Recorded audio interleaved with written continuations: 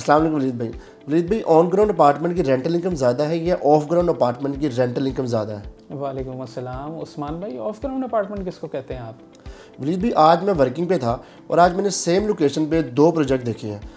एक की जो ऑफ ग्राउंड अपार्टमेंट था उसकी जो रेंटल इनकम थी वो 40,000 थी और जो ऑन ग्राउंड अपार्टमेंट था उसकी 30,000 थी। और हैरान कुन बात ये थी कि जो ऑफ ग्राउंड अपार्टमेंट था उसकी जो टोटल प्राइस थी वो भी कम थी उससे।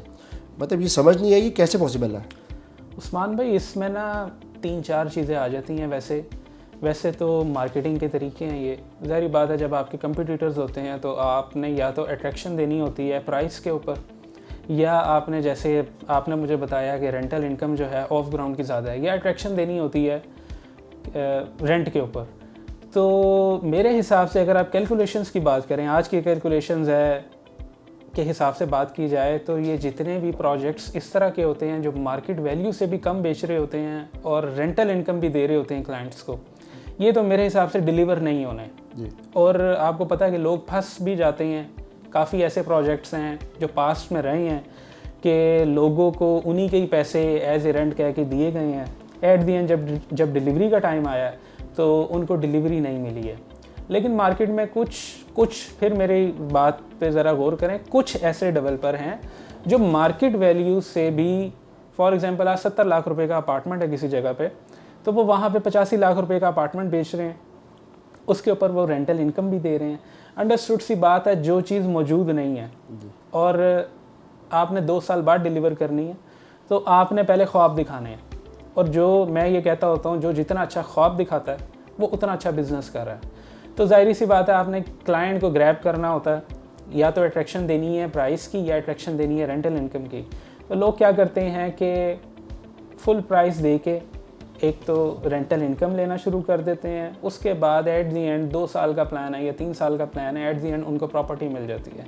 लेकिन मेन पॉइंट इसमें ये आ जाता है कि वो लोग जो रेंटल इनकम ही इंजॉय करना चाह रहे हैं वो ऑन ग्राउंड प्रॉपर्टी के ऊपर क्यों नहीं आते। मिसाल के तौर पर अगर 70 लाख रुपए का आप अपार्टमेंट खरीद रहे हैं या कोई भी प्रॉपर्टी खरीद रहे हैं जिसकी महाना किस्त अगले महीने से स्टार्ट हो जाती है, तो आप कोई ऐसी प्रॉपर्टी क्यों नहीं खरीदते जो ऑन ग्राउंड मौजूद है। ठीक है, आप फिज़िकली उसको देख सकते हैं, विज़िट कर सकते हैं और उसका रेंट आप इंजॉय कर सकते हैं।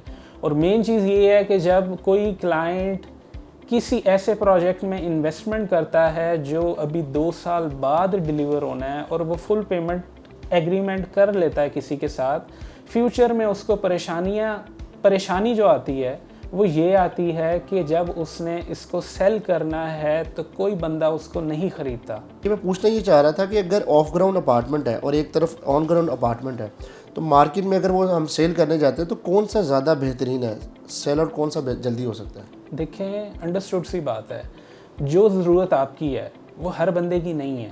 मिसाल के तौर पर अगर आपको अट्रैक्शन लगी रेंटल इनकम में कि ऑफ ग्राउंड चीज़ है, आप 80 लाख रुपया आज दे दें, 50,000 रुपया मंथली ले लें, लेकिन फ़िज़िकली अगर आप 80 लाख रुपया इन्वेस्ट कर रहे हैं किसी अपार्टमेंट में, हो सकता है आपको 40,000 रुपया रेंटल इनकम आए या 45,000 रुपया आए।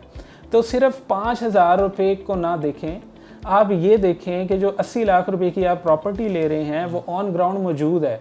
अगर आपने उसको सेल भी करना है तो वो फ़ौरन बिक जाएगी।